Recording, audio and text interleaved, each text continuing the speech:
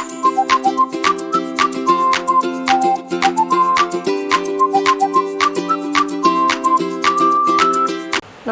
বন্ধুরা, আজকে আমি বানাতে চলেছি ডিম আলুর কারি। তার জন্য আমি নিয়ে নিলাম 4টা ডিম বয়েল করে, আর নিয়ে নিলাম কিছুটা পরিমাণ আলু, সেটাও বয়েল করে নিয়েছি।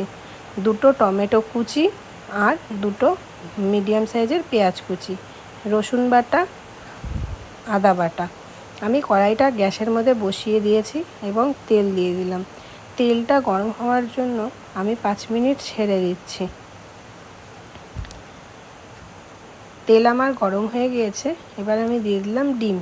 ডিমটা আমি আগেই হলুদ মাখিয়ে রেখে দিয়েছিলাম। হলুদ মাখিয়ে ডিমটা দিলে ডিমটা ভাজার পরে দেখতে ভালো লাগে।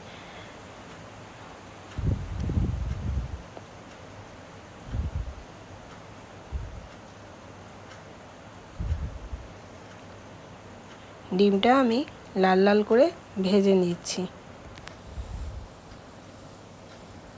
ডিম ভাজা প্রায় হয়ে এসছে। এবার আমি ডিমটাকে তুলে নিয়ে গ্যাসের মধ্যে একটু তেল দিয়ে কড়াইয়ে ছেড়ে দিলাম আলুগুলোকেও আমি হলুদ আর নুন মাখিয়ে কিছুক্ষণ রেখে দিয়েছিলাম। নুন মাখিয়ে আলুগুলো ভাজলে আলুর ভেতরে খুব সুন্দরভাবে নুন ঢুকে যাবে।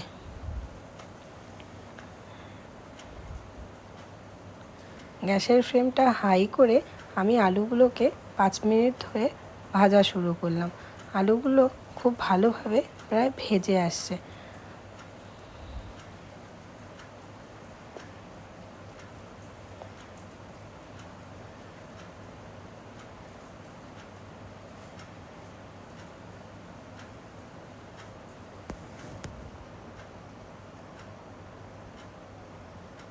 দেখুন বন্ধুরা, আলুগুলো 5 মিনিট ভাজার পর খুব ভালোভাবে লাল লাল হয়ে গেছে।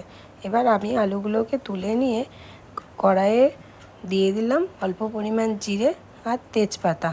2-1 সেকেন্ড তেজপাতা আর জিরেটা ফোড়নের গন্ধ বেরালে ছেড়ে দিলাম কুচি করা পেঁয়াজটা।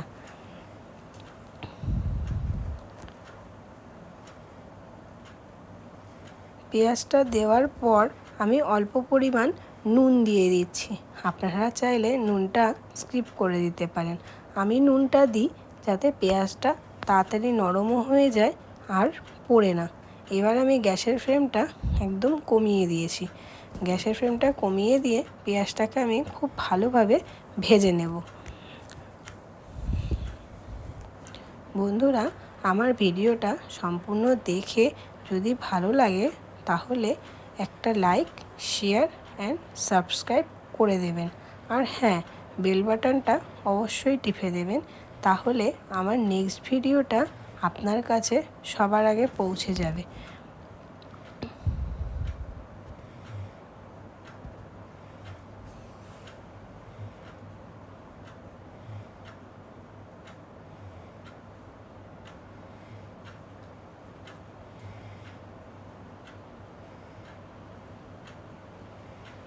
পেঁয়াজটা আমি একদম লো ফ্লেম করে খুব ভালোভাবে ভেজে নেব, যাতে পেঁয়াজটা পুড়ে না যায় আর লাল লাল হয় এবং নরম হয়ে যায়।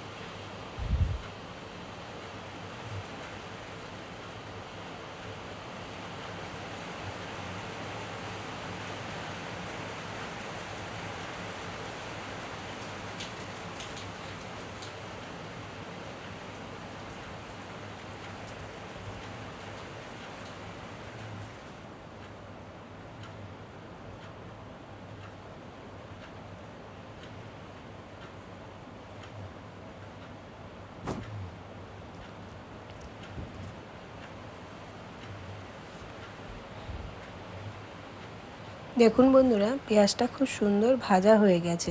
এবার আমি দিয়ে দিলাম 1 চামচ রসুন বাটা আর 1 চামচ আদা বাটা। আদা রসুন বাটাটা দিয়ে আমি খুব ভালোভাবে নেড়ে নিচ্ছি। এরপরে আমি দিয়ে দিব অল্প পরিমাণ জল, যাতে আদা রসুন বাটাটা পুড়ে না যায় আর তার গন্ধটাও চলে যায়।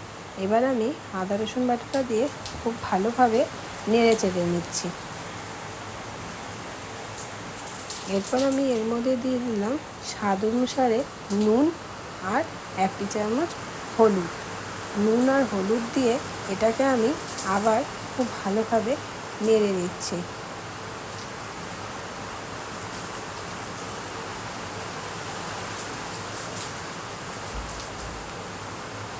নুন হলুদ দিয়ে আদা রসুনটাকে ভালোভাবে ভাজা করে আমি দিয়ে দিচ্ছি 6-7টা কাঁচা লঙ্কা, আর দিয়ে দেব তার আমার আগে থেকে কুচি করা টমেটোটা।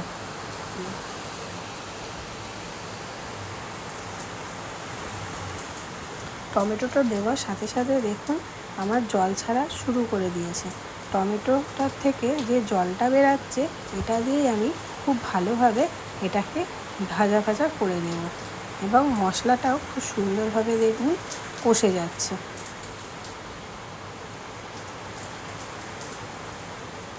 আমি এবার অল্পটুকু জল দিয়ে তাকে আবার কষাতে শুরু করেছি। এরপর আমি এর মধ্যে দিয়ে দিলাম 1 চামচ লঙ্কা গুঁড়ো, 1/2 চামচ ধনে গুঁড়ো আর 1/2 চামচ জিরে গুঁড়ো। আমি গুঁড়ো মশলা ইউজ করছি, তাই আমি এটাকে বেশিক্ষণ কষাবো না।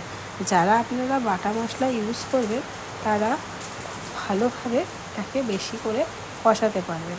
গুঁড়ো মশলা বেশিক্ষণ কষালে তিতো ভাব চলে আসবে, তার জন্য আমি অল্প পরিমাণ জল দিয়ে আমি অল্প কিছুক্ষণের জন্য কষিয়ে নেব।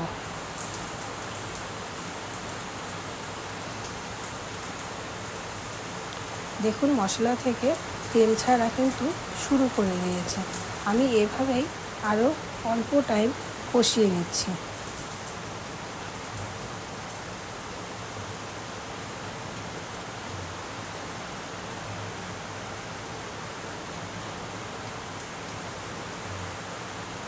এবার মশলা থেকে দেখুন ভালোভাবে চারদিক থেকে তেল ছাড়ছে, তাই আমি ছেড়ে দিলাম আমার আগে থেকে ভাজা করা আলু আর ডিমগুলো।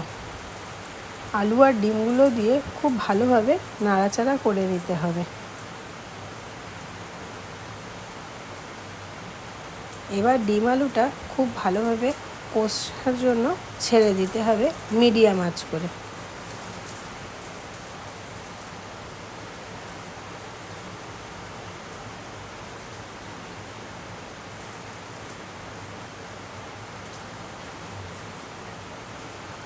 অল্প করে জল দিয়ে আমি এটাকে আবার খুব ভালোভাবে কষিয়ে নিচ্ছি।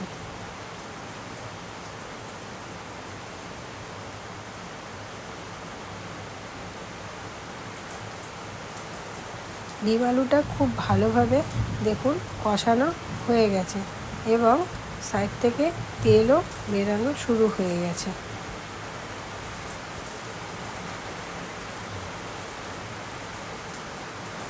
এবার আমি ওটাকে আবার 2-1 মিনিটের জন্য নেড়ে চেড়ে তার মধ্যে খুব অল্প পরিমাণ জল দিয়ে দিব।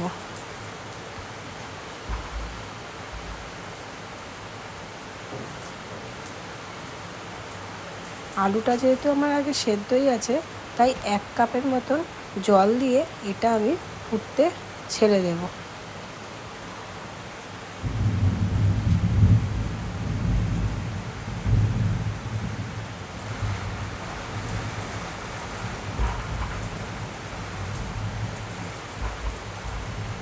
খুব ভালোভাবে এটা আমি এখন ফোটার জন্য ওয়েট করব। দেখুন বন্ধুরা, এটা খুব ভালোভাবে এবার ফোটা শুরু হয়ে গেছে।